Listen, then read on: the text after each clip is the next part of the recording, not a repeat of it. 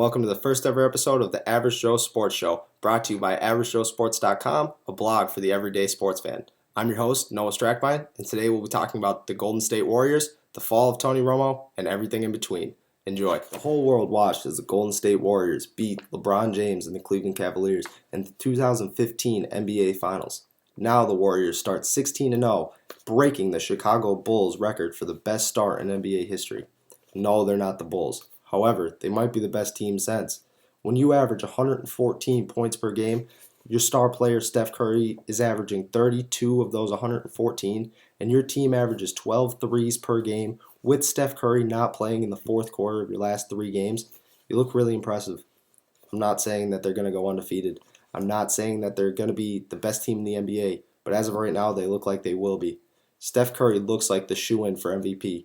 I know it's 16 games in out of an 82-game season, but if you're going to make predictions now, you got to make his. Look, if he doesn't win MVP and they don't win the finals, I'd be shocked. Something has to have happened. Maybe Kyrie comes back and the Cleveland Cavaliers look unstoppable, and they finally have enough power to beat them in the finals. But if that doesn't happen, the Golden State Warriors are going to win it. Maybe Durant and Russell Westbrook somehow pull this off. I'd be happy for him, but it doesn't look like it's going to happen.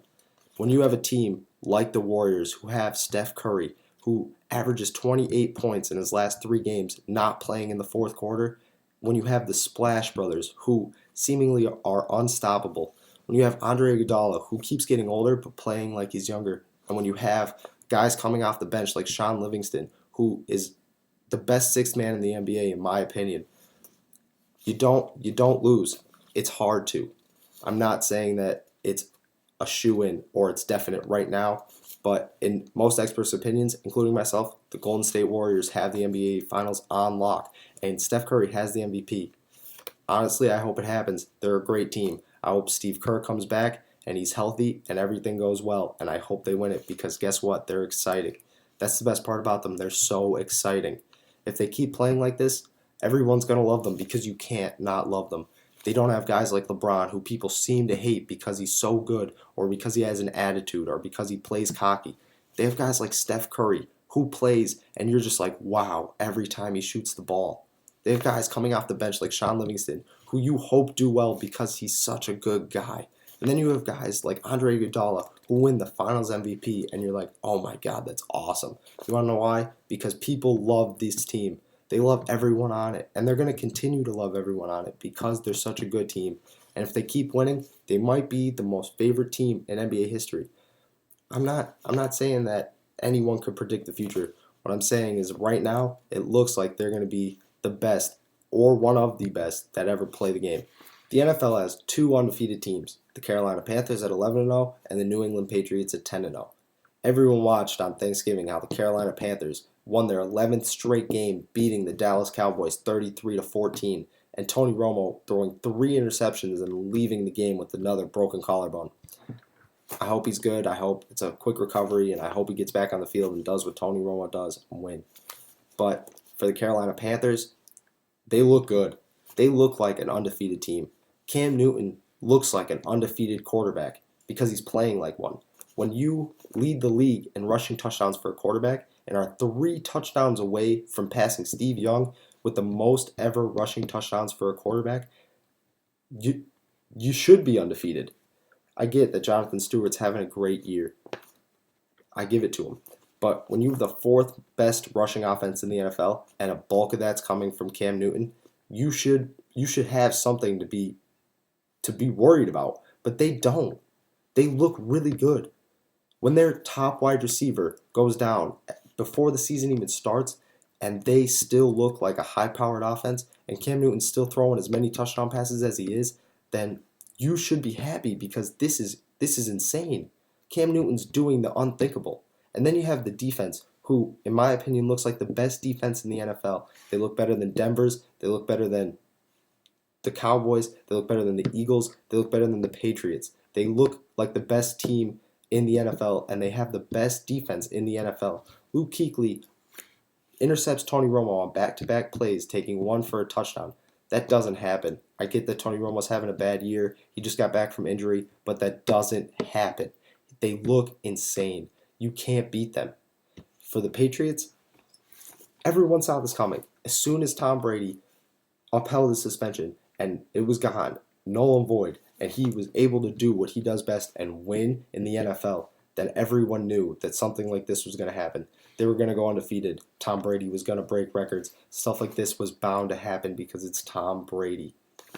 Look, I don't know if they could pull it off again. No one likes a sequel, including myself. But when you have teams like the Broncos, the Eagles, Houston, Tennessee, the Jets, and Miami left, you maybe have one or two tough games before that really turns into an undefeated season. Maybe the Dolphins are going to give them a bunch of trouble at the end of the year because they're going to be looking for a playoff spot. Maybe the Jets are going to do the same.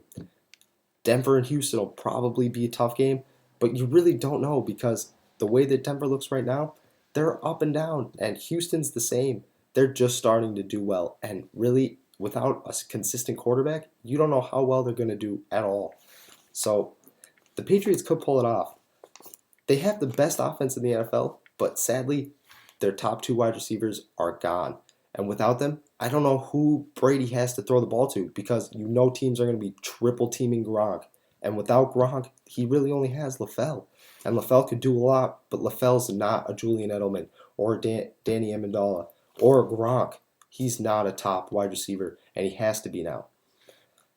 I don't know. I think the Patriots could do it. I don't think they will. For the Panthers, I hope they do. They look really good, and like maybe they will. I hope they do. I doubt they will. I doubt the Patriots will. Honestly, I hope both these teams end up in the Super Bowl, and I hope that it turns out to be a triple overtime game where Cam Newton scores 6 touchdowns and Tom Brady scores 5. I hope it's insane, but it might not happen. I hope it does. It might not. I guess now we'll just wait until February because if these two teams keep playing like they will, we're going to have two 18-0 seasons, and one of them is going to be 19-0. It's the best time of the year for college football fans. Good food, presents, and college football playoff rankings. For Iowa fans, they could not be more ecstatic. Bet good food for Thanksgiving, and then getting to watch their team ranked number 4 beat Nebraska for basically a claim in the college football playoffs if everything goes as planned. For Notre Dame fans, they wish they could go back to Monday because when they were ranked number 4, it was a lot more appealing than when they were ranked number 6, having to beat Stanford to have any chance of being in the playoffs this year. Look, I like Iowa. I think they look really good, but they don't have anyone on their resume. They beat a Northwestern team. It's Northwestern. Northwestern looked good, but they don't really look that great now. They beat a Wisconsin team who really doesn't look good this season. And then they beat a Nebraska team whose only impressive win is Michigan State. I don't see that as a top 4 bid, especially when you have teams outside the top 4 like Michigan State who beat Ohio State, an undefeated Ohio State team, and whose only loss is to Nebraska, who I get Ohio or Iowa beat, but they beat Ohio State and they're ranked number 5. I don't think that's fair. I think Michigan State should be in the number 4 spot. I think Iowa should be a 5 or a 6, but honestly, I think Notre Dame's even ahead of them, especially since Notre Dame's only loss is against Clemson, the number 1 ranked team in the country, and they're playing with basically their entire backup squad. When your quarterback goes down 3 games into the season and then your running back goes out for the rest of the year 2 games ago, and you're still playing as well as you are and winning to every team you play, then you should have a consideration for a top 4 bid. I'm not saying that they're definitely top 4. I think Michigan State has them beat, and I think Michigan State's getting gypped. But if Michigan State beats Penn State tonight, then I don't see any way that you keep them out of the top 4 when Ohio State's still a top 10 team. That's their only loss is Michigan State. So I don't see how this is working. I don't know the reasoning behind it, but Iowa at number 4 really isn't that great. Baylor I even thought was impressive, but after their loss last night to TCU, that's gone. And if Notre Dame pulls off an impressive win against Stanford, they might still be in the top 4 because I don't know how you keep them out. They're playing with a backup quarterback and a backup running back. Number 4 spot really does seem fair. And if Clemson somehow loses tonight because everyone says that they're going to, then I say you put both of them in there, and Iowa's out. I'm sorry, but I don't see Iowa as a number 4 team. Maybe it's because they're Iowa, and I don't see them as a powerhouse in college football, but they don't have powerhouse wins. They didn't beat teams like Ohio State or Stanford or Bama or Oklahoma. They didn't beat teams like that. They beat Northwestern and Wisconsin and other Big Ten teams. But that's not impressive to me. Michigan State's got Ohio State, Michigan, when Michigan was looking good. Remember when Michigan was putting up 30 plus points a game and then Michigan State beat them? That's when Michigan State won. That's when they claimed a top 4 spot, and then they secured it even more when they beat Ohio State. They should be in there. Oklahoma looks good. I think Oklahoma should be a top 4 team, but that number 4 spot's iffy. I think Oklahoma should be a number 4. Michigan State should maybe be a number 3. And maybe even if Notre Dame could squeeze in there, maybe Oklahoma could be a number 3, Notre Dame number 4, and then Bama could be the number 1 team in the nation if Clemson loses. Because if Clemson loses tonight, then I don't see any way that they're in the top 4. It's too late in the season, and South Carolina really isn't that impressive of a loss. Like, it's South Carolina. They're not a top 10 team. They don't have any good quality wins except for Clemson if they win. So Clemson will be gone, and I don't see how you keep the 5 and 6 team out of the top 4 because they both look impressive. So if Clemson does lose, then I don't see any way of the top 4 being anything different than Bama, Oklahoma, Michigan State, and Notre Dame with Iowa at number 5. I'm sorry, Iowa fans, but they just don't have quality wins. If they did, I'd keep them in there. If they had one, then I'd definitely keep them in there. And I get that Notre Dame's quality wins are like Temple, but Temple looked good when they played them, and they still look pretty good now. Like Northwestern looked good for like a couple of weeks, then they looked pretty bad, and now they look really bad. Wisconsin, the same. They don't look that good at all. Temple still looks pretty good, and if they beat Stanford, who's a top 10 team, then you got to put them in there because Iowa doesn't even have a top 10 victory, and they haven't all season. Even when Northwestern and Wisconsin were ranked, they were barely ranked in the top 20. That's tough wins, but that's not top 10 wins. That's not a top 4 team resume. That's a 5 or a 6 at best. I understand that they're undefeated. I give them major props for that, and I think that they should be in consideration, but unfortunately their strength of schedule just wasn't that good.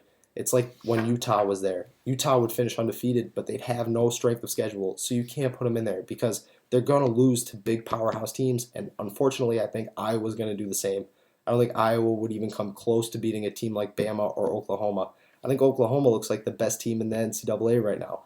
So honestly, I think that the Final Four, if everything goes as planned, Notre Dame wins, Michigan State wins, then I think it's going to go Clemson, Bama, Michigan State, Oklahoma, because I don't see any other way to do that. And if Clemson loses, I think that it's going to go Oklahoma or Bama, Oklahoma, Michigan State, Notre Dame with Iowa at number 5. I'm sorry, Iowa fans, but that's just how it's going to be. Before I go, I just want to send my prayers out to the Romo family, especially Tony Romo. Love watching you play, man, and I hope it's a speedy recovery. For the rest of you, make sure you check out averagejoesports.com. Look for our latest articles. Subscribe to the YouTube page below.